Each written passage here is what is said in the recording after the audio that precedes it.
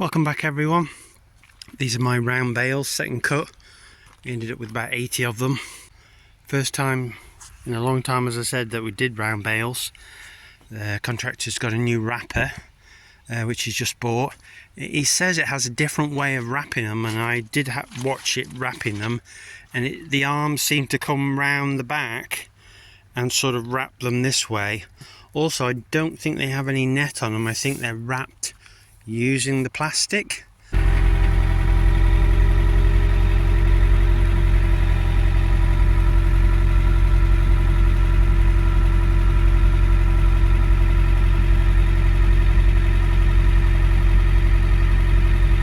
Anyway, they look quite nice bales. He said I could have done the rows a bit wider, so that's something to bear in mind for next time. He would have made a little bit better bale. So it's a little bit more rounded on this end than that end, so that might be something like that that's caused that. But otherwise they look like they're pretty solid. It has the ability to chop them. I said I didn't think it needed chopping because it was quite short stuff, but he did about 15 of them so that I'd be able to see the difference. As I said, he's quite keen for me to try the round bales, and I think that's what he was preferred to use in future because it's a one-man operation for him. I did find a clip from a demo, so I'll see if I can copy that in.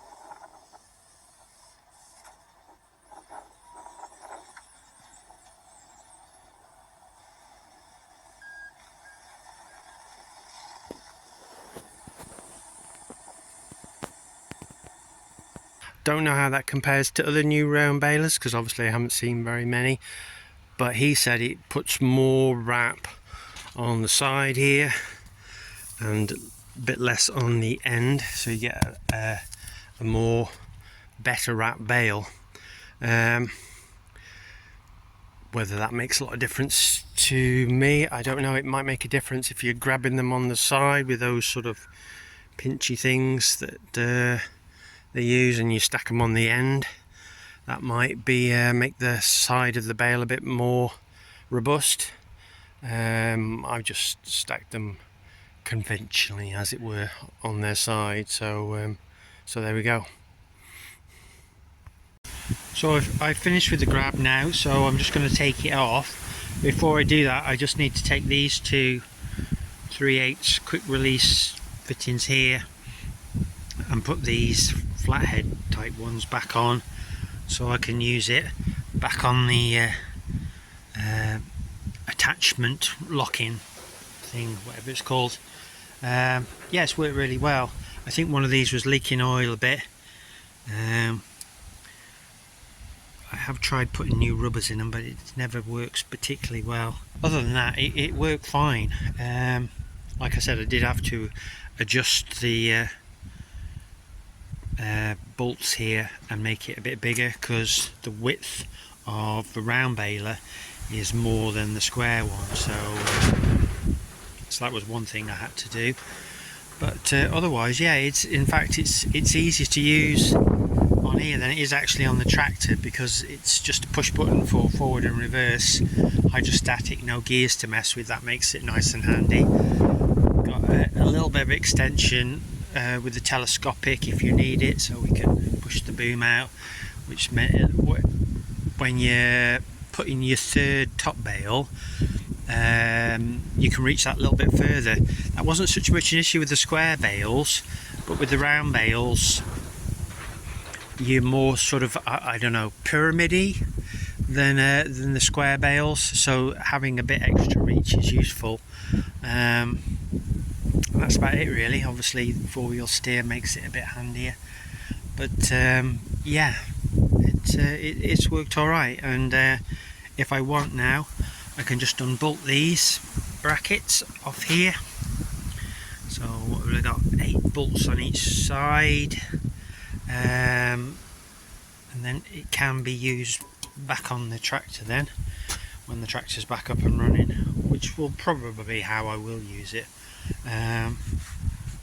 unless of course I splash out and pick myself up a second-hand grab, which I can weld some more brackets on and then have a loader, a grab in the field, a loader and a grab in the field, and a loader and grab on the stack. It's a luxury, but it would be a nice luxury thing. It would certainly make life a bit easier when you're working on your own. Plus, I'd have a backup there and then ready, wouldn't I, if there was any issue with one of the vehicles or one of the grabs. Just carry on as it is with the other one. I don't know whether I'm missing a trick with these types of fitting. I'm struggling to get it back on. Just spent quite a lot of time spraying WD-40 in here and trying to free it up a bit. I think maybe because it might not have been on and off for some time, any muck in here and rust made it corroded, and I did notice that it would freeze now and then, hopefully, because it's got like a little indent there, which I assume to go the full amount needs to be obviously where that little notch is sticking up. I don't know, maybe there's an easy way of doing it and maybe I'm doing it wrong, but I struggle to get that to lock in.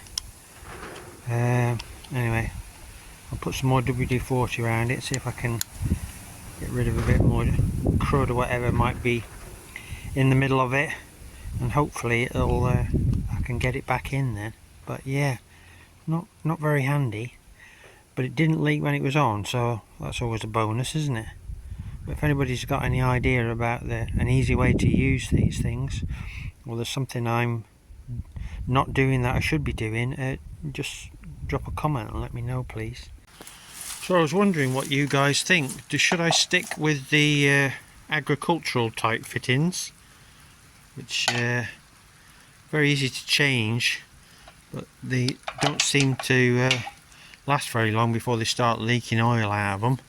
Or should I go for the industrial type fittings that are on the Kramer, you know, the flat headed type, which seem to be more difficult to change but seem to be better when it comes to staying leak proof?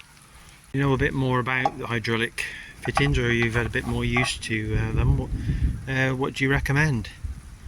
I'm tempted to go for the industrial ones, although because I don't change it very regularly, even though they're a bit of a pain to swap over. I don't know about the price, whether they're more expensive than these types. Anyway, let me know what you think, please. That'd be much appreciated.